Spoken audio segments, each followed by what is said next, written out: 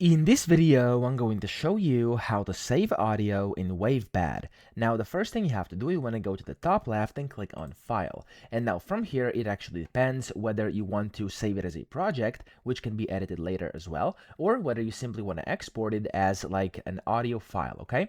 So for example, if you want to export it, you can just click on Save File or Save File As, and that way, as you can see, you can go ahead and give it a name and then go and save it as a WAV, or then you have like a bunch of different things over here as well you can save as. So that's the first option you have. Okay, the second one is if you go to File, you can see you can save a project. If you're trying to save the project, it's going to save your WavePad project, and then whenever you open it up again, you'll see the exact same thing as right now, and you'll be able to edit it further. So those are essentially the two ways to do this. Then just select it, hit save, and you're good to go. So I hope this video helped you out. If it did, please subscribe to the channel and help me out as well.